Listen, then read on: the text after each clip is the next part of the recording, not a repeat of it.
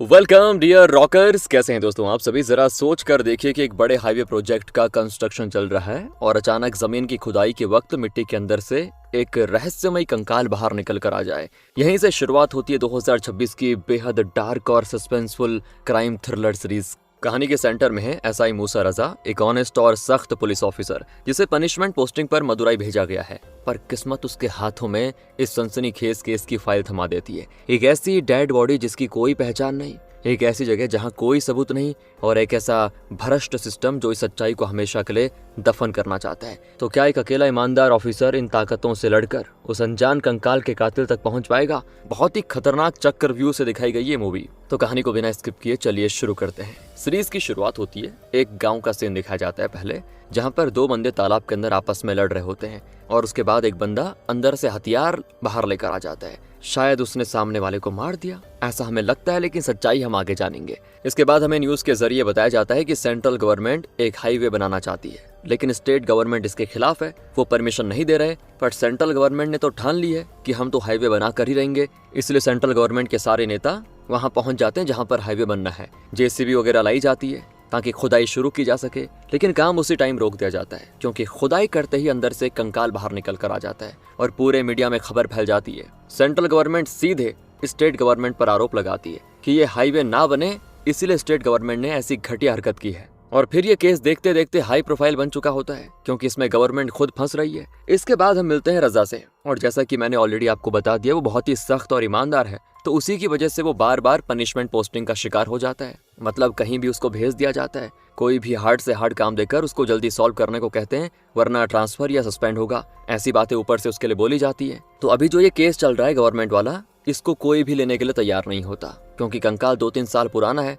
तो किसका होगा, कहां से आया होगा, ये सब सॉल्व करना सरदर्द से भी खतरनाक था। अब रजा को टेंशन थी कि कहीं ये केस मुझे ना मिल जाए क्योंकि पनिशमेंट पोस्टिंग में गलती होने पर सजा काफी बड़ी चुकानी पड़ सकती है। और उस बेचारे का डर बिल्कुल सही हो जाता है। एसपी रितिका आकर उसको वही कंकाल वाला केस दे देती है कि मैंने तुम्हारे रिकॉर्ड्स को देखे, बहुत ही बढ़िया हैं, इसीलिए मेरे ख्याल से तुम परफेक्ट हो इस केस को सॉल्व करने के लिए, क्योंकि इस तरह के केस तुमने पहले भी सॉल्व किए हुए हैं। रजा कहता है वो सब तो ठीक है मैडम, लेकिन पनिशमेंट पोस्टिंग की वजह से गड़बड़ी हुई तो करियर खतरे में पड़ जाएगा। लेकिन रितिका कहती है कुछ नहीं होगा, मैं जिम्मेदारी उठा लूंगी, और वैसे भी अगर ये पनिशमेंट खत्म करनी है तो केस सॉल्व कर दो, ये पनिशमेंट भी खत्म हो जाएगी। अब दूसरा कोई ऑप्शन रजा के पास था नहीं, इसीलिए वो तैयार हो जाता है, जबकि अब उसकी जिंदगी का सबसे खतरनाक और दिमाग घुमा देने वाला केस होगा दोस्तों ये। रजा अपने पुराने पुलिस स्टेशन से अपने एक दोस्त रामार को बुला लेता है ताकि दोनों सॉल्व कर सकें इस केस को। ये दोनों सबसे पहले पोस्टमार्टम डॉक्टर के पास जाते हैं, तो डॉक्टर बताता है कि कंकाल का तो एक हाथ गायब है, ऊपर से ये लड़की है या लड़का वो भी नहीं पता क्योंकि इतनी बुरी हालत है इसकी।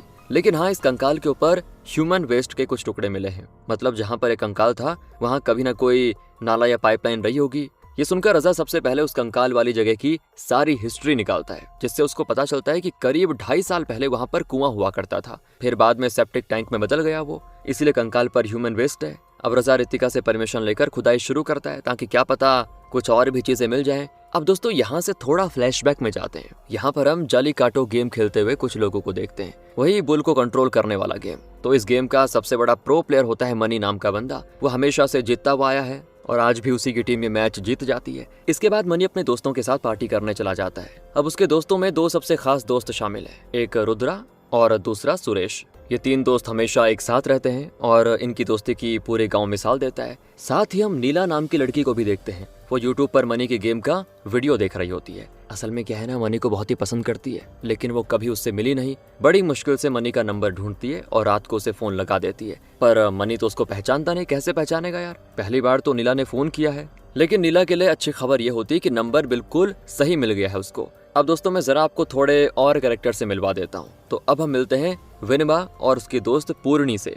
ये विनबा ना मनी की छोटी बहन है। अब मैं इन सब कैरेक्टर के बारे में इसीलिए आपको बता रहा हूँ क्योंकि पूरी कहानी में हम कई बार फ्लैशबैक देखेंगे और ये कहानी ज्यादातर इन्हीं के बीच घूमती है। ये सारे फ्लैशबैक्स 2.5 साल पहले के हैं दोस्तों, जिस टाइम का वो कंकाल है, मतलब शुरुआत यहीं से हुई। तो अब आ जाइए प्रेजेंट में। जब रजा करीब 8 मीटर गहरा गड्ढा खोद देता है ना, तब उसको वहां पर एक कटा हुआ हाथ मिलता है। अब ये भी उसी कंकाल का था, लेकिन अच्छी बात ये होती है कि हाथ में एक ब्रेसलेट लगा होता है जिसमें बनाने वाले सुनार का नाम भी लिखा हुआ है। उस सुनार को ढूंढकर रजा उससे बातें करता है कि आखिर ये ब्रेसलेट किसको बेचा था। सुनार कहता है कि बेचा नहीं, गिफ्ट किया था 2.5 साल पहले। जल्लीकट्टू गेम में जीतने वाली टीम के 12 प्लेयर्स को गिफ्ट किया था और सभी के पास ऐसा ब्रेसलेट होगा। ये सुनकर रजा 2.5 साल पहले की वो जल्लीकट्टू मैच की हाईलाइट देखने लगता है, जहां सबसे ज्यादा फोकस में मनी ही आ रहा था कि उसे ब्रेसलेट मिला है। तो रजा उन 12 प्लेयर्स की डिटेल्स लिखकर सभी से मिलने का फैसला करता है। अब रजा सबसे पहले रितिका से आकर परमिशन लेता है उन सारे 12 प्लेयर्स और उनके घर वालों के डीएनए सैंपल्स लेने की, ताकि वो कंकाल के डीएनए से मैच कर सके कि उन्हीं का कोई फैमिली मेंबर तो नहीं मरा। रितिका उसको परमिशन दे देती है। रामर हेड कांस्टेबल को लेकर उन प्लेयर के घर जाता है दोस्तों, जिसमें वो एक बेवकूफी भी कर देता है कि जो प्लेयर जिंदा होता उसका डीएनए ही नहीं लेता यार। सोचता है कि ये जिंदा है तो कंकाल इसका कैसे हो सकता है। सिर्फ एक प्लेयर होता है सुरेश, जो चेन्नई में है, इसलिए उसका टेस्ट नहीं हो पाता। तो रजा रामर को चिल्लाता भी है कि क्या बेवकूफ आदमी हो यार, अब जिंदा होगा तो डीएनए नहीं लोगे क्या? एक काम हो नहीं रहा तुमसे, अब मुझे खुद जाना पड़ेगा डीएनए लेने के लिए। तभी रितिका रजा को फोन करके कह देती है एक बहुत ही अहम जानकारी मिली है, जो हाथ का कंकाल तुम्हें मिला था वो उस वाले कंकाल का नहीं है। किस वाले का? जिसकी हमने खुदाई करी थी, ये कोई और ही है। और डिटेल टेस्ट से ये पता चला कि दोनों कंकाल जो मिले हैं दोनों लड़कियों के हैं, मतलब उस जगह पर एक नहीं बल्कि 2 लड़कियों की लाश को दफन किया गया था। और रजा बिल्कुल हैरान रह जाता है कि तब से हम लड़का समझकर ढूंढ रहे थे, ये तो लड़की है।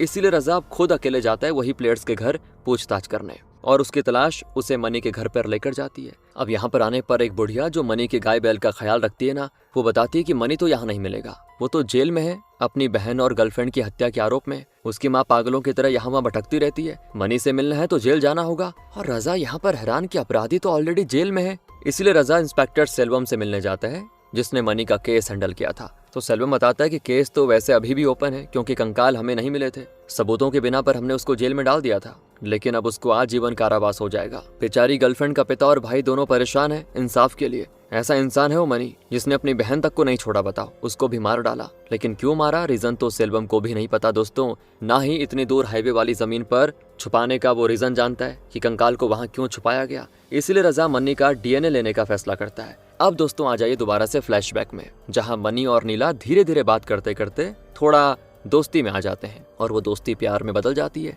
साथ ही रुद्रा की भी एक बंदी होती है, जिससे वो थोड़ा नाराज रहता है फिलहाल। लेकिन सिर्फ सुरेश की कोई गर्लफ्रेंड नहीं होती। हाँ दोस्तों, लेकिन वो एक लड़की से प्यार जरूर करता है, और वो लड़की है विनबा, मतलब मनी की बहन से वो छुपकर प्यार करता है। मनी की बहन है ना विनबा, लेकिन फिलहाल विनबा के हाव भाव को देखकर ऐसा लगता है कि वो उससे प्यार नहीं करती, बस सुरेश ही उसके पीछे पड़ा हुआ है। अब दोस्तों आ जाइए प्रेजेंट में। मनी का डीएनए लिया जाता है, और चेक करने के बाद नर्स रितिका से कहती है कि मनी का डीएनए 2 में से एक कंकाल से मैच हो गया, मतलब वो तो उसकी बहन होगी कंकाल वाली। तो रितिका उससे रिपोर्ट मांगती है, लेकिन नर्स कहती है कि डॉक्टर ने रिपोर्ट देने से मना किया हुआ है कि जब तक वो क्रॉस चेक ना कर ले तब तक किसी को नहीं देना। लेकिन क्योंकि ये इमरजेंसी थी, इसलिए रितिका वही रिपोर्ट आईजी को भेजने का फैसला करती है, ताकि केस क्लोज किया जा सके कि मनी ने ही अपनी गर्लफ्रेंड और बहन की हत्या करी है। केस जाता है कोर्ट में, और मनी को सजा सुनाई जा रही होती है। और रमेश नाम का आदमी वही हाईवे खुदाई वाली जगह पर जाकर नशा वगैरह किया करता था, ये उसकी आदत थी दोस्तों। तो उसका कहना होता है कि मैंने मनी को अक्सर उस जगह आते जाते देखा है अपने दोस्तों के साथ, जिससे एक चीज तो कंफर्म हो जाती है कि मनी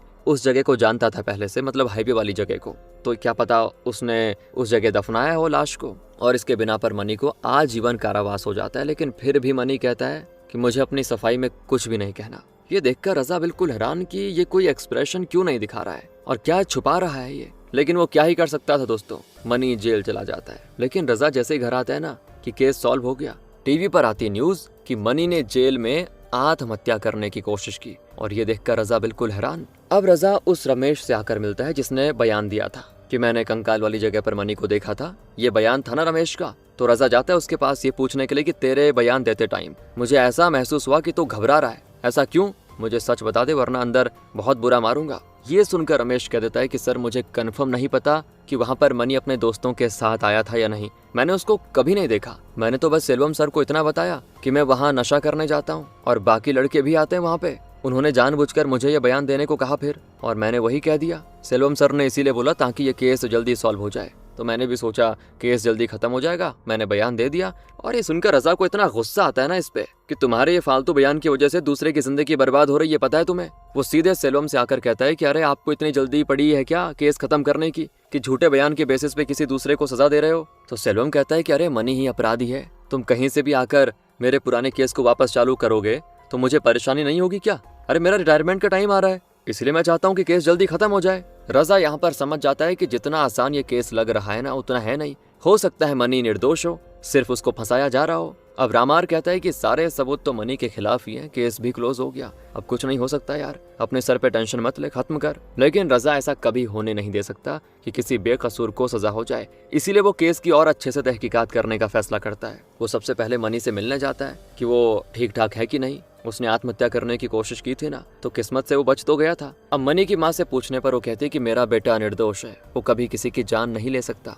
उस दिन मेरी बेटी विनबा और नीला दोनों अकेले घर से चले गए थे। मनी ने कहा भी था कि वो नीला को उसके घर पे छोड़ देगा, लेकिन वो पहले निकल गए थे। अब जब मनी वापस आया तो वो दोनों घर पहुंचे ही नहीं थे, तो मनी ही सबसे पहले उन दोनों को ढूंढने के लिए गया। लेकिन पुलिस ने उसे अपराधी बनाकर पकड़ लिया, क्योंकि गांव के लोगों ने मनी को विनबा और नीला के साथ एक बार छोटी सी बात पर झगड़ा करते हुए देख लिया था, और फिर गांव वालों ने बोला पक्का इसी ने कुछ किया होगा दोनों को, तो बस उसी आरोप पर उसको उठा लिया गया पुलिस के द्वारा। अब यहाँ रजा मनी के दोस्तों की बहुत ही अच्छे से जानकारी निकालता है। रुद्रा तो उसको गांव में ही मिल जाता है दोस्तों, लेकिन सुरेश चेन्नई में होता है। अब आसपास के लोगों से पूछने पर यह पता चलता है कि रुद्रा और मनी का आपस में झगड़ा भी हुआ था, और तभी से दोनों की दोस्ती टूटी थी।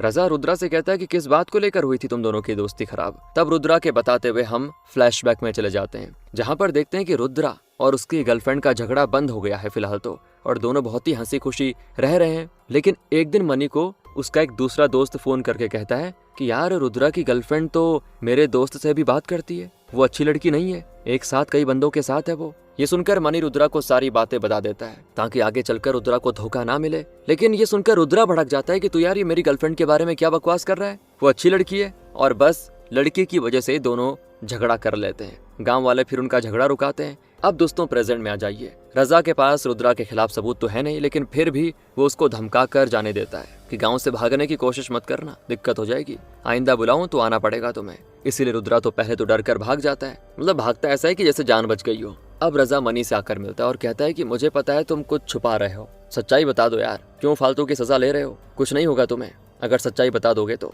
मैं वैसा ऑफिसर नहीं हूँ कि जल्दी केस खत्म करने वाला हूँ, मुझे जब तक न्याय न हो मजा नहीं आता, मैं किसी भी निर्दोष की जिंदगी बर्बाद होते हुए नहीं देख सकता। लेकिन मनी तो यार अभी भी कुछ नहीं कहता। इसके बाद ऋतिका रजा को अपने पास बुलाती है और कहती है डॉक्टर ने दूसरी रिपोर्ट भेजी है, जिसमें डॉक्टर का ये कहना है कि दोनों स्केलेटन के ऊपर एक और इंसान का डीएनए मिला है, और वो डीएनए मनी का नहीं है। पहले भी डॉक्टर ने यही बताने के लिए रिपोर्ट देने से फिलहाल मना किया था, लेकिन मेरी गलती की वजह से नर्स ने हमें बिना क्रॉस चेक किए हुए रिपोर्ट दे दी, और वही हमने कोर्ट में दिखाकर मनी के केस को क्लोज करवा दिया। जबकि अब पता चल रहा है कि एक और अजनबी इंसान इस केस में जुड़ा हुआ है। और रजा बिल्कुल हैरान, क्योंकि उसको पहले से लग रहा था कि मनी अपराधी नहीं हो सकता, और अब ये डीएनए का मिलना कंफर्म कर रहा है इस बात को। लेकिन दिक्कत यह है कि केस तो बंद हो गया है ना। अब रजा ऋतिका से कहता है कि मैम हमें ये केस ओपन करना होगा, रीओपन करना होगा, हो सकता है किलर पकड़ा जाए। ऋतिका कहती देखो केस रीओपन करना बहुत ही मुश्किल है। अब दोस्तों यहाँ पर वैसे जो आईजी सर हैं वो परमिशन नहीं देते, लेकिन रजा के कहने पर ऋतिका आईजी सर से मिलकर बात करती है कि हमें सर एक और डीएनए मिला है, इसलिए केस रीओपन करना होगा, हो सकता है किलर अब पकड़ा जाए। लेकिन आईजी कहता है क्या बकवास कर रही हो, एक तो यहाँ का वैसे भी कन्विक्शन रेट बहुत ही कम है, बहुत कम अपराधियों को हम पकड़ पाते हैं, और अब जब जिसको पकड़ा है वो भी असली अपराधी नहीं है तो ऐसा कैसे चलेगा, हमारा नाम खराब हो जाएगा, देखो हम केस रीओपन नहीं कर सकते। और यहाँ से निराशा मिलने के बाद ऋतिका रजा को अपने पति सुकुमारन से मिलवाती है, जो कि एक एडवोकेट है और वो मदद कर सकता है इस केस को रीओपन करने में। सुकुमारन रजा से कहता है कि पहले मुझे कुछ ऐसा ठोस सबूत ला कर दो जिससे ये कंफर्म हो जाए कि मनी निर्दोष है, तभी मैं रीओपन करने की कोशिश करूंगा। सिर्फ डीएनए से वो अपराधी नहीं है ये कंफर्म नहीं कर सकते, इसीलिए रजा सबूत ढूंढने में लग जाता है। साथ ही मीडिया सपोर्ट भी चाहिए होगा केस को वापस हेडलाइन बनाने के लिए, तभी जाकर केस रीओपन हो सकता है। इसीलिए मीडिया में ये खबर फैला दी जाती है कि एक और डीएनए मिला है इस केस में, और ये अभी भी कंफर्म नहीं है कि असल में किलर मनी ही है या कोई और, इसीलिए दोबारा से ये केस हेडलाइन बन जाता है। हर तरफ इस केस के चर्चे होते हैं। अगले सीन में रजा फिर से मनी से मिलने जाता है। वो कहता है अगर अपने आप को बाहर लाना चाहते हो ना तो मुझे सब कुछ बताना होगा, अपना नहीं तो कम से कम अपनी माँ के बारे में तो सोचो, वो कितनी परेशान है तुम्हारे लिए, इसलिए बताओ मुझे कि आखिर उस दिन क्या हुआ था, क्यों वेनबा और नीला अकेले चले गए थे। तब मनी बताना शुरू करता है और हम फिर से फ्लैशबैक में चले जाते हैं, जहाँ हम देखते हैं कि मनी और नीला के रिलेशनशिप के बारे में नीला के भाई रघु को खबर लग जाती है, और वो अपनी बहन को मारना शुरू कर देता है कि आइंदा तू मनी के साथ नजर मत आना, वो गरीब हमारे स्टैंडर्ड का नहीं है, उसके जैसे इंसान से मैं तेरी शादी नहीं करवाऊंगा। ये चीज नीला से बर्दाश्त नहीं होती, क्योंकि मनी से बहुत ही प्यार करती है, इसीलिए वो सारी बातें बता देती है उसको कि रघु ने मुझे मारा। और फिर मनी रघु से बात करने की भी कोशिश करता है, लेकिन बात के बजाय रघु उसी को धमकाने लग जाता है कि आइंदा मेरी बहन के पास नजर मत आना, नहीं तो मार डालूंगा तुझे। ये सुनकर मनी गुस्सा हो जाता है और फिर एक रात चुपके से नीला को अपने घर में लेके आता है। नीला खुद अपने घर नहीं रहना चाहती थी, इसीलिए ये दोनों मनी के घर आ गए, और यहाँ मनी उससे कहता भी है कि तुम्हें कुछ नहीं होगा, मैं हूं ना, सब संभाल लूंगा। लेकिन अगली सुबह नीला के परिवार वाले गुंडे लेकर पहुंच जाते हैं नीला को वापस लेने के लिए। मनी तो इनकार कर देता है और लड़ने को भी तैयार हो जाता है दोस्तों। लेकिन फिर नीला का बाप उसको शांत करवाते कहता है कि एक बाप होने के नाते मैं अपनी बेटी की बहुत ही अच्छे से शादी कराना चाहता हूँ, मैं उसकी शादी तेरे साथ करवाने के लिए तैयार हूँ, इसलिए उसको मेरे साथ आने दे, हम शादी की तैयारी करेंगे। इसीलिए दोस्तों नीला भी मान जाती है। मनी से कहती है कि मुझे जाने दो, मुझे अपने पिता पे भरोसा है, उन्होंने कहा है तो शादी कराएंगे ही। और तब मनी कहता है कि जाओ, तुम सब जाओ, 2 दिन में नीला आ जाएगी। तो मनी यहाँ नीला से कहता है अकेले नहीं जाओगी तुम, वेनबा को साथ लेके जाना। तो दोस्तों 2 दिन पूरे होते ही वो दोनों अकेले निकल जाते हैं, जबकि मनी ने ये कहा था कि मैं भी साथ चलूंगा। लेकिन वो दोनों पहले निकल के दिक्कत ये हो गई और वापस लौट कर आए ही नहीं। इसके अलावा मनी रजा से कहता है कि और मुझे कुछ नहीं पता कि उसके बाद क्या हुआ। अब दोस्तों रजा शक के दायरे में नीला के परिवार वालों को भी डाल देता है कि हो सकता है उन्होंने दोनों की हत्या कर दी हो। और तब प्रेशर के चलते आईजी केस रीओपन करने की परमिशन दे देता है, सिर्फ इस शर्त पे कि केस जल्दी सॉल्व होना चाहिए। रितिका और रजा बड़े खुश कि आखिरकार केस रीओपन हो गया, इसीलिए दोनों लग जाते हैं काम पे।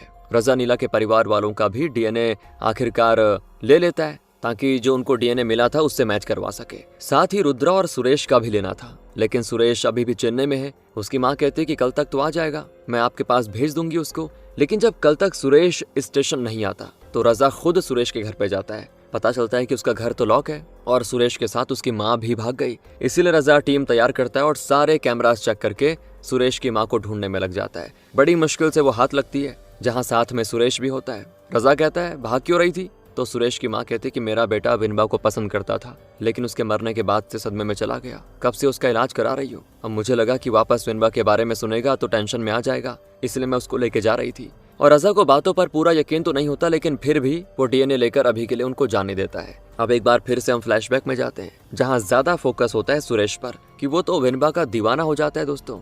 विनबा हालांकि उसको भाव नहीं देती, लेकिन फिर भी उसके आगे पीछे घूमता रहता है। इसीलिए ज्यादा टाइम विनबा अपनी दोस्त पूर्णी के साथ बिताती है ताकि सुरेश फिर से उसको परेशान करने ना आ जाए। ये फ्लैशबैक इस ओर इशारा कर रहा है कि सुरेश ने कुछ गड़बड़ी की होगी, लेकिन सच्चाई तो अभी बहुत दूर है दोस्तों। तो अब प्रेजेंट में रितिका रजा को फोन करके एक बुरी खबर देती है कि हमने जो भी सैंपल्स भेजे थे डीएनए के, जैसे सुरेश और नीला के घर वालों का, और उसको तीसरे डीएनए से मैच करने के लिए बोला, तो किसी से भी मैच नहीं हुआ। मतलब वो तीसरा डीएनए किसी और ही इंसान का है। इसलिए रजा भी परेशान कि अब कहाँ अपराधी को ढूंढे। तो कहानी में अब एक बहुत ही बड़ा ट्विस्ट आता है। मदुराई के पास वाले गांव में एक कुत्ता किसी लड़की का कटा हुआ हाथ लेकर जा रहा होता है। ये देखते इलाके में अफरा तफरी मच जाती है। पुलिस जांच करती तो लड़की की पूरी लाश भी मिलती है। हालांकि दोस्तों ये इलाका रजा के अंडर नहीं आता, लेकिन फिर भी वहाँ का ऑफिसर रजा को बुलाता है, क्योंकि दोनों लड़कियों के कंकाल को मारने और इस लड़की को मारने का पैटर्न सेम होता है, मारकर हाथ काट देना। हो सकता है वही किलर ने ये काम किया हो जिसने पहले 2 को मारा। इसलिए रजा तुरंत बाकी पुलिस वालों को लेकर जहां से लाश मिली थी वहां पे पूरा इलाका छान मारता है, क्योंकि लड़की की हत्या पत्थर सर पे मारने से हुई है, तो बस वही पत्थर ढूंढना है। थोड़ी देर की मेहनत करने के बाद वो पत्थर भी मिल जाता है। उस पर मिले डीएनए को भी सैंपल के लिए भेजना है, लेकिन इसकी परमिशन मिलना आसान नहीं होने वाली थी दोस्तों, क्योंकि वहां का इंचार्ज रजा नहीं है ना, इसीलिए। और बिना मतलब किसी भी केस को दूसरे केस से जोड़ने पर कोई पॉजिटिव रिजल्ट नहीं निकल कर आएगा, तो फिर पब्लिक सवाल उठाएगी। इसलिए रितिका कहती है रजा से एक काम करते हैं, उस पत्थर का डीएनए टेस्ट करना तो मुश्किल होगा, तो कुछ और सोचते हैं। तब सुकुमारन कहता है कि मैं ट्राई करता हूँ बात करने की, पक्का तो नहीं कह सकता लेकिन कोशिश करूंगा। इसके बाद सुकुमारन जज से मिलकर डीएनए की परमिशन मांगता है, पर जाहिर सी बात है दोस्तों वो मना कर देता है कि ऐसी परमिशन नहीं दे सकता। कुछ भी गड़बड़ी हुई तो ऑफिसर की गलती साबित होगी और उसको नौकरी से हाथ धोना पड़ेगा। इसीलिए सुकुमारन रजा से कहता है कि परमिशन मिल जाएगी, लेकिन उन्हें जिम्मेदारी उठाने वाला बंदा चाहिए, कि मतलब अगर कुछ भी हो, अगर गड़बड़ हुई तो तुम्हें कीमत चुकानी होगी। तैयार हो क्या? तो रजा कहता है आप फिक्र मत करो, मेरी नौकरी किसी निर्दोष को सजा मिलने से बढ़कर नहीं है, आप परमिशन लाइए, कुछ भी होता है तो मैं अपनी नौकरी त्यागने को तैयार हूँ। इसलिए सुकुमारन परमिशन लाता है और उस पत्थर पर मिले डीएनए की टेस्टिंग चालू हो जाती है। और जो रिपोर्ट आती है ना, उड़ जाते हैं सभी के होश, क्योंकि पत्थर पर जो किलर का डीएनए मिला था वो डीएनए मैच कर रहा था दोनों कंकाल के ऊपर मिले डीएनए से। मतलब तीनों का किलर एक ही इंसान है। इतना ही नहीं, वो डीएनए पहले की 4 हत्या और कई सारे चोरी के मामले में भी मिला है। मतलब कि ये काम किसी सीरियल किलर का है जो लोगों को मार रहा है। अब सारा डिपार्टमेंट तो दंग रह जाता है कि ये हो क्या गया। अब दोस्तों हम एक बंदे को देखते हैं, उसका नाम है अजीत। वो एक फैक्ट्री में वर्कर है, लेकिन हरकत से बड़ा बेकार आदमी है। लड़कियों को गंदी नजर से देखना उसका डेली का काम है। लेकिन ये बंदा हमें क्यों दिखाया गया है वो हम थोड़ी देर में जानेंगे। तो अब रितिका और रजा आईजी के पास जाते हैं और उसको भी ये सीरियल किलर वाली बात बताते हैं। आईजी कहता है अब तुम चाहते हो कि मैं सारे केसेस ओपन करवा दूं ना, मतलब जिससे मैच कर रहा है डीएनए, उन केस में यार ऑलरेडी सजा हो चुकी है, ये तो बेवकूफ़ी है, ऐसा नहीं हो सकता। लेकिन रजा कहता है कि शायद उनको गलत सजा हुई हो, क्या पता, और असली अपराधी घूम रहा हो बाहर, इसलिए हमें ये करना होगा सर। और यहाँ पर आईजी के पास दूसरा ऑप्शन भी नहीं होता, तो वो कहता है कि एक काम करो, सीरियल किलर के हिसाब से केस को आगे बढ़ाओ, लेकिन सीक्रेट रखना, किसी को पता नहीं चलना चाहिए कि इसमें सीरियल किलर वाला एंगल है। तो ये सुनकर वो दोनों मान जाते हैं। लेकिन रजा के स्टेशन का हेड कांस्टेबल बेवकूफ इंसान व्लॉग शूट करते हुए सब बता देता है सीरियल किलर के बारे में, और ये न्यूज उसी टाइम हो जाती है वायरल। रजा का तो दिमाग खराब हो जाता है कि कैसे कैसे गधे हैं इस स्टेशन में, एक तो केस सॉल्व नहीं हो रहा, ऊपर से सब गड़बड़ कर दिया। पूरा मीडिया पुलिस से ही सवाल कर रहा होता है कि ये सीरियल किलर कहाँ से आ गया, मतलब पहले के सॉल्व केसेस भी गलत थे क्या, इस तरह के सवाल उठते हैं इन पे। अब आईजी रजा और रितिका को बुलाकर कहता है कि गलती कर दी तुम्हें परमिशन देकर, अब कमिश्नर आ रहे हैं, उनको भी जवाब देना है, ये न्यूज लीक कैसे हुई। कमिश्नर भी वहां पर आते हैं दोस्तों, लेकिन वो अच्छा इंसान है, वो डांटता नहीं है, बल्कि पूरे सीरियल किलर और डीएनए मैच की थियरी सुनता है और कहता है कि ठीक है, फुल परमिशन है इस सीरियल किलर को पकड़ने की,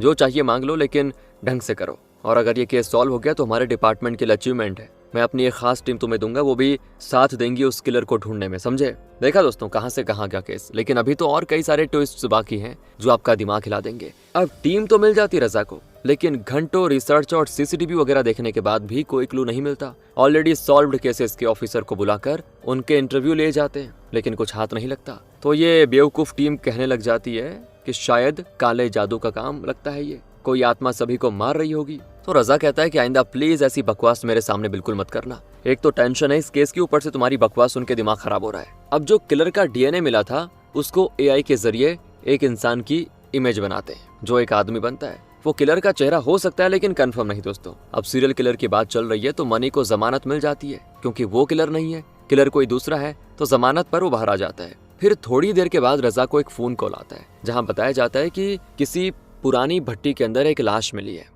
रजा जल्दी से वहां जाकर देखता है। ऑफिसर कहता है कि हैरानी की बात तो यह है कि आपने जो डीएनए दिया वो डीएनए इस लाश से मैच करता है, लेकिन ये लाश आदमी की नहीं बल्कि औरत की है। और रजा का दिमाग खराब दोस्तों, कि तब से तो रिपोर्ट्स ये कह रही थी कि ये आदमी का डीएनए है, लेकिन अब आदमी का डीएनए लड़की के अंदर कैसे आ गया।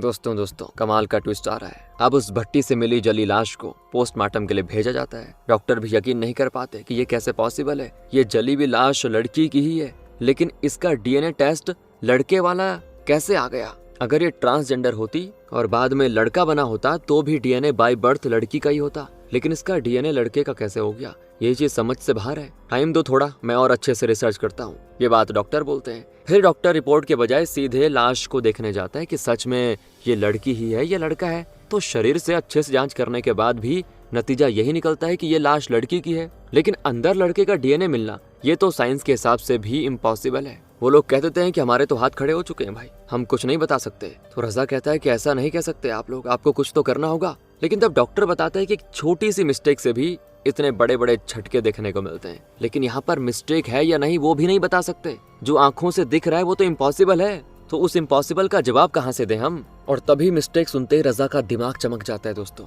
वो तुरंत उस फैक्ट्री की सीसीटीवी फुटेजेस देखता है जहाँ पर वो डब्बे बनते हैं जिनमें डीएनए डालकर टेस्ट के लिए भेजा जाता है। वहाँ की सारी फुटेजेस देखने के बाद रजा को अजीत नजर आता है, वही जो लड़कियों को गंदी नजर से देखता है। अब ये फुटेज देखते ही डीएनए का सारा सच सामने आ जाता है। असल में दोस्तों जब ये डब्बे बनते हैं ना, उसे अजीत कभी कभी बिना ग्लव के तो कभी कभी हाथ मुंह साफ करके वैसे पैक कर देता है, जिसके चलते उसका डीएनए ऑलरेडी डब्बे में होता है। और डब्बे से जब टेस्टिंग होती है तो सिर्फ अजीत का ही डीएनए सामने आता है, क्योंकि डब्बे पर उसी का डीएनए लगा था। लड़की की लाश को भी जब डीएनए के लिए भेजा गया, डब्बे पर पहले से अजीत का डीएनए था, इसीलिए लड़की की लाश से लड़के का डीएनए मिला। वैसे ही पत्थर से मरने वाली और बाकी सारे केसेस जिसमें ऑलरेडी सजा हो चुकी थी, सबके रिजल्ट में अजीत का डीएनए मिला सिर्फ डब्बे की वजह से। और ये चीज अजीत का डीएनए निकलने से कंफर्म हो जाती है कि इसी का डीएनए हर जगह मौजूद था, यानी कोई सीरियल किलर है ही नहीं, सिर्फ अजीत के चलते इतना बड़ा तमाशा हो गया उसकी बेवकूफी की वजह से।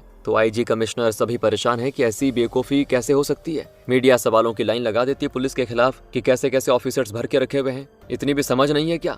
लेकिन तब कमिश्नर कहता है कि ये तो हमारे ऑफिसर की काबिलियत है कि उन्होंने इस चीज का पता लगा लिया है, वरना आगे चलकर न जाने और कितने केस में गड़बड़ी होती सिर्फ इस अजीत की लापरवाही की वजह से। कमिश्नर ने इस बार भी रजा और रितिका को डांटा नहीं दोस्तों, उन्हें अपना काम करने को कह दिया कि करो जो करना है। इसके चलते रजा को कॉन्फिडेंस मिलता है और वो अभी भी हिम्मत नहीं हारता और अब सस्पेक्ट का दायरा खत्म हो चुका है। या तो मनी असली किलर है या फिर उसी की जान पहचान वाले में कोई किलर होगा दोनों लड़कियों का। अब रामार कहता है कि मेरे ख्याल से मनी और उसके दोस्त को रिमांड में ले लेते हैं, मनी भी शायद कुछ छुपा रहा है, अच्छे से धुलाई करेंगे तो सब बता देंगे। तो इसीलिए दोस्तों मनी और सुरेश को थोड़ा पकड़ा जाता है, उनसे कहा जाता है कि चुपचाप सच बता दो और अगर तुम अपराधी निकला या तुम में से कोई एक अपराधी निकला तो उसके बाद जो सजा मिलेगी उसे तुम कभी भूल नहीं पाओगे। सुरेश को भी डराते हैं, मनी को भी डराते हैं। तो सुरेश यहाँ पे सब बताने को तैयार हो जाता है कि सर मैं आपको सच बताऊंगा। तो मनी उससे कहता है कि मत बताना, लेकिन सुरेश डर के मारे सब बताने लग जाता है और हम यहाँ से चले जाते हैं फ्लैशबैक में, जहाँ सुरेश अभी भी वेनबा से प्यार करता है दोस्तों। और हम देख पाते हैं कि वेनबा भी किसी से रातों को फोन पे प्यार भरी बातें करने लगी है। शायद वो सुरेश ही होगा जिससे वो बातें कर रही है। वो और वेनबा दोनों काफी करीब लग रहे होते हैं। वेनबा को पता है उसका परिवार ये रिश्ता एक्सेप्ट नहीं करेगा, इसीलिए वो एक रात उसी इंसान के साथ घर से भागने का फैसला करती है। सुबह 4 बजे दोनों को बस स्टॉप पे मिलना था। वेनबा तो जाने को तैयार हो गई थी, लेकिन उसी टाइम मनी नीला को घर लेके आ जाता है और इस चक्कर में वेनबा जा नहीं पाती। एकदम से घबरा जाती कि मेरा बॉयफ्रेंड कहाँ होगा, वो आया होगा लेकिन मैं नहीं मिली तो कहीं वो कुछ और ना कर ले। फिर वो सुबह जाने की कोशिश करती है, लेकिन सुबह सुबह नीला के घर वाले आ जाते हैं झगड़ा करने और वो सुबह भी नहीं जा पाती। वेनबा को सदमा लग जाता है। वो टाइम निकाल कर बस स्टॉप जाती है, लेकिन उसका बॉयफ्रेंड वहाँ नहीं होता। वो समझ जाती है कि वो उसको ना पाकर पक्का कहीं चला गया या उसने अपनी जान दे दी होगी, इसीलिए वो अपना हाथ काट लेती है ताकि खुद की भी जान दे सके। लेकिन नीला उसको ये करते हुए देख लेती है दोस्तों और वेनबा को संभालती है। कहती है कि मनी को बताना होगा, लेकिन वेनबा कहती है कि भैया को पता चलेगा तो वो मुझे मार देंगे, क्योंकि मैं किसी लड़के से नहीं बल्कि पूर्णी से प्यार करती हूँ। मैं और पूर्णी रिलेशनशिप में थे।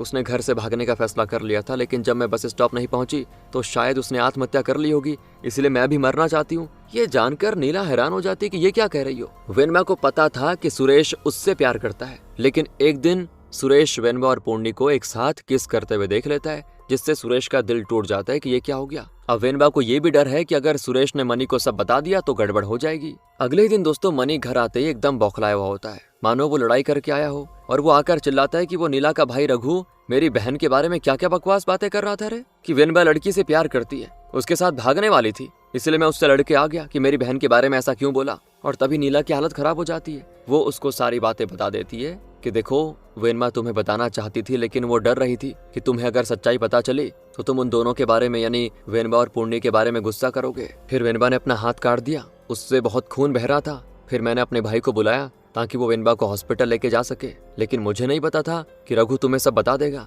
अब ये सुनते ही मनी तो नीला पर ही भड़कने लग जाता है दोस्तों। तभी वेनबा भी आकर कह देती है कि नीला की कोई गलती नहीं है, ये जो भी है सब सच बात है। मैं सच में पूर्णी से प्यार करती हूँ, मुझे पता है मुझसे गलती हुई है, इसलिए भैया आप मुझे मार दो, मैं जीना नहीं चाहती। और दोस्तों यही वो झगड़ा था जो गाँव वालों ने देखा था और उन्होंने ये समझ लिया कि मनी की अपनी गर्लफ्रेंड और बहन से कभी बनती नहीं थी, इसलिए उन दोनों को मारता रहता था वो। और इसी वजह से तो गांव वालों ने ये बोल दिया कि मनी ही पक्का उनका कातिल होगा। तभी नीला भी मनी को समझाती कि वेनबा की कोई गलती नहीं है, क्या हो गया अगर उसने किसी लड़की से प्यार कर लिया तो इसमें बुराई तो नहीं है ना। अरे वो इतना डर रही है कि खुद की जान दे देगी, लोग क्या कहेंगे बताओ। ये सुनकर मनी वेनबा को माफ कर देता है और कहता है कि मुझे याद है जब भी मैं जल्लीकाटो खेलने जाता था, मेरी आरती उतार कर मेरी सुरक्षा की प्रार्थना करती थी तुम।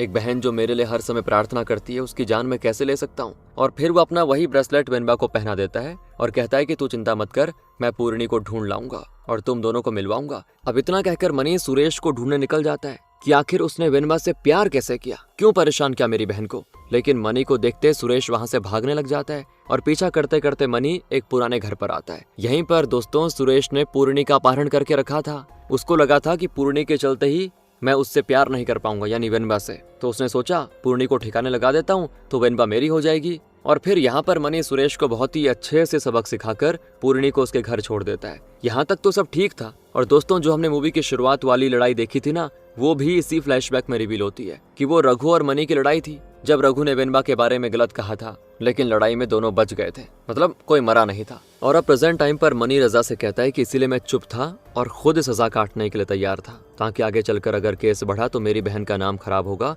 उसको खो चुका हूँ और अब उसके बारे में बुरा भला सुनने से अच्छा है मैं खुद सजा काट लूं। ये सुनकर रजा रघु को रिमांड में लेता है कि शायद उसने हत्या की हो, लेकिन वो भी कहता है कि मैं क्यों अपनी बहन को मारूंगा, वही तो थी मेरे लिए सब कुछ। रघु के खिलाफ भी कोई सबूत नहीं होता, इसलिए रजा उसे कुछ नहीं कर सकता था। इसके बाद हम देखते हैं कि रजा को शादी के 8 साल के बाद बेटी हुई है। हालांकि सीरीज में कहीं कहीं रजा की फैमिली का सीन है दोस्तों, जिसमें यही दिखाया गया है कि वो कितना स्ट्रगल कर रहा है अपनी फैमिली और ड्यूटी दोनों को निभाने में। 8 साल के बाद बेटी हुई है, लेकिन अभी भी वो टेंशन में है मनी को लेकर। रितिका तक कह देती है अपनी फैमिली को टाइम दो यार, मनी को जाने दो। जब वो इतनी बड़ी सच्चाई तुमसे छुपा सकता है तो न जाने और क्या क्या छुपाया होगा। हम अभी भी उस पर भरोसा नहीं कर सकते, इसलिए उसको सजा काटने दो, तुम आराम करो। लेकिन रजा को शांति नहीं मिलती, उसका दिल अंदर ही अंदर घुटता रहता है। उसे अभी भी ये लग रहा है कि मनी निर्दोष है और असली अपराधी आजाद है, इसलिए वो केस को छोड़ता नहीं। और तब तक दोस्तों एक्सपर्ट डॉक्टर कंकाल के टूटे हिस्से चेक करके रजा को ये रिपोर्ट देते हैं कि दोनों लड़कियां जिनका कंकाल मिला है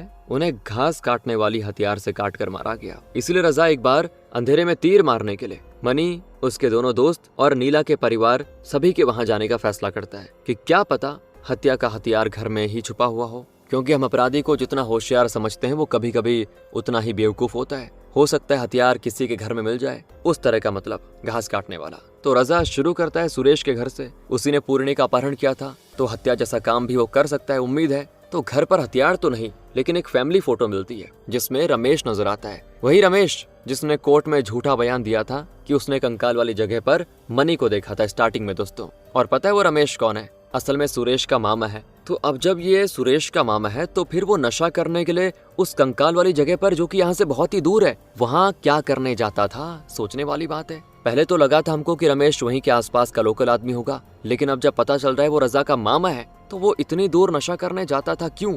फिर वो सीधे रमेश को घर बुलाता है और पुलिस को देखते रमेश तुरंत भागने की कोशिश करता है। सारे पुलिस वाले उसको और सुरेश को पकड़ लेते हैं और अब दोनों की टांगे तोड़कर सच्चाई उगलवानी बाकी थी। तो जैसे ही वो सुरेश को मारने वाले होते हैं, उसकी माँ कह देती है, सर मेरे बेटे को छोड़ दो, वो निर्दोष है, मैं सब बताती हूँ आपको। अब दोस्तों स्वागत आपका आखिरी ट्विस्ट में, जिसकी शायद आपने कल्पना भी नहीं की होगी। और अगर सच में आपने असली किलर का पता लगा लिया था ना शुरू में, तो सल्यूट है आपके थिंकिंग को, कमेंट्स में बताना। तो सुरेश की माँ की बातों के साथ हम आ जाते हैं फ्लैशबैक में, जहाँ जब सुरेश को पता चला कि वेनबा पूर्णी से प्यार करती है, वो सदमे में जा चुका था। उसकी माँ की अपने बेटे की ऐसी हालत देखी नहीं जाती, इसीलिए वो फैसला करती कि वो वेनबा को मार डालेगी। इसीलिए वो जाती है वेनबा से मिलने और बहाना करके कहती कि बेटा, मेरा बेटा तुमसे बहुत ही प्यार करता है, वो कोई गलत कदम उठा लेगा, एक बार मेरे साथ मेरे घर चलो, उसे समझा दो कि तुम किसी और से प्यार करती हो, वो समझ जाएगा, मेरे बेटे की जान तुम्हारे हाथों में है। ये सुनकर वेनबा अच्छे दिल की थी, मान जाती है। लेकिन नीला जब ये सुनती है तो वो भी वेनबा के साथ जाने का फैसला करती है। आज ही के दिन नीला को उसके घर छोड़ना था, तो मनी दोनों को कह के गया था कि तुम मेरे इंतजार करना आने का, उसके बाद मैं छोड़ दूंगा नीला तुमको। लेकिन मनी के आने से पहले ये दोनों सोचते हैं कि चलो सुरेश से मिल के आ जाते हैं, उसको समझा देंगे भाई कि वेनबा किसी और से प्यार करती है। और यही तो सबसे बड़ी गलती हो गई थी। जब उन दोनों को सुरेश की माँ देखती है, वो सोचती है कि शायद यही दोनों लड़कियां एक दूसरे से प्यार करती हैं बस, और सोचती है कि इन्हीं की वजह से मेरा बेटा सदमे में गया। फिर वो ये भी सोचती है कि दोनों को मार देती हूँ। तो जैसे ही वो दोनों घर पर आते हैं सुरेश की माँ उन दोनों को बंदी बना देती है और रमेश को जहर देते हुए कहती है, दोनों को जहर देकर मार देना, कहीं ठिकाने लगा देना। अब ये सब हो रहा था, इसकी जानकारी सुरेश को नहीं थी। उसकी माँ जब उसको बताने आती है कि बेटा आप टेंशन मत लेना, सभी को सजा दी जा चुकी है, तो सुरेश कहता है कि वेनबा और पूर्णी की वजह से मेरा ऐसा हाल हुआ है। वेनबा पूर्णी से प्यार करती है। और ये सुनकर उसकी माँ को समझ आ जाता है कि उसने गलती कर दी, उसने एक निर्दोष लड़की को मार डाला वेनबा के साथ, इसलिए वो सच्चाई नहीं बताती सुरेश को। अब सच्चाई सामने आने के बाद सुरेश की माँ ही किलर है ये साबित हो जाता है, केस हो जाता है सॉल्व। लेकिन रजा को अभी भी डाउट है कि अगर दोनों लड़कियां जहर से मरी तो दोनों की लाश कटी हुई और इतनी दूर कैसे मिली। तो वो रमेश को मारते हुए कहता है कि बता क्या क्या तूने लड़कियों के साथ। रमेश कहता है कि जब दोनों लड़कियां बंदी बनी मेरे पास तो मेरा मन बहक गया। मेरी बहन ने तो मुझे नीला को छोड़ देने के लिए कह दिया था, लेकिन मैंने उससे झूठ कहा कि मैंने पहले ही दोनों लड़कियों को जहर देकर मार दिया, जबकि उस टाइम दोनों जिंदा थी। मैंने दोनों लड़कियों के साथ जी भर के मजे किए और मन भरने के बाद उन्हें नाले में फेंक दिया। और ये सुनते ही सुरेश सीधे चाकू उठाकर रमेश के दिमाग में लगातार वार कर देता है। मौके पर ही रमेश की जान चली जाती है। उसने ऐसा इसीलिए किया कि आखिर उसी के मामा ने उसके प्यार वेनबा के साथ गलत काम कैसे कर दिया। और अब पूरी तरह से केस सॉल्व हो गया है। यहाँ तक पहुँचने में न जाने कितने ट्विस्ट आए दोस्तों, उसका हिसाब नहीं। मनी भी सच्चाई सामने आकर टूट पड़ता है कि नीला के साथ मरने से पहले ये हादसा हुआ बताओ। तो रजा का डेडिकेशन काम आया, उसकी मेहनत काम आई, खुद पे भरोसा रखा उसने और इस तरह केस सॉल्व हो गया दोस्तों। इसके बाद वो अपनी बेटी को गले लगाता है, बहुत रोता भी है कि इस केस के चलते वो अपनी बच्ची को टाइम नहीं दे पाया। लेकिन अब उसके पास जवाब होगा, मतलब बेटी के पास, कि उसके पिता अपनी ड्यूटी कर रहे थे, इंसाफ के लिए लड़ रहे थे। इसी के साथ दोस्तों ये कहानी खत्म होती है, सफर खत्म होता है। बाकी आपके लिए स्क्रीन पर दिख रही ये मूवी है, इस पे क्लिक करिए, मिलते हैं आपसे वहां पे। Thanks for watching.